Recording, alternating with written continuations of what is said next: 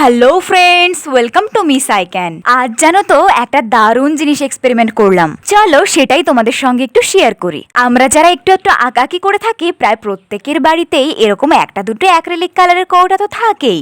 আমার বাড়িতেও এরকম অনেকগুলো কৌটা জমে গিয়েছে, আর সেগুলো দিয়েই আমি বানালাম ওয়াটার ল্যাম্প। প্রথমেই অ্যাক্রিলিক কালারের কৌটাগুলোকে ভালোভাবে পরিষ্কার করে নিয়েছি, তারপর কৌটাগুলোর গলা পর্যন্ত জল দিয়ে পূর্ণ করে দিলাম। এবার এর মধ্যে পছন্দসই রং মিক্সড করে দিচ্ছি। আমি একটু হালকা কালারই নিয়েছি, এক্ষেত্রে আমি ফুজি কালার ব্যবহার করেছি। তোমরা অন্য ওয়াটার কালার চাইলেও ব্যবহার করতে পারো। যদি ফুজি কালার ব্যবহার করে থাকো তাহলে ওই কাগজের টুকরোগুলো কিন্তু রং মিশে যাওয়ার পর আবার তুলে ফেলতে হবে। আমার সবগুলো রং মেশানো হয়ে গেছে এবং আমি কাগজগুলোকেও কিন্তু তুলে নিলাম। এবার আমাদের ল্যাম্পে সলতে বসানোর জন্য একটা স্ট্যান্ড বানিয়ে নিতে হবে। দেখো এখানে আমি গুনো নিয়েছি, তোমরা এখানে গুনো বা যে কোনো তার নিতে পারো। এখানে কৌটার উপর বসিয়ে এভাবে দু সাইড কিন্তু সেট করে দিতে হবে।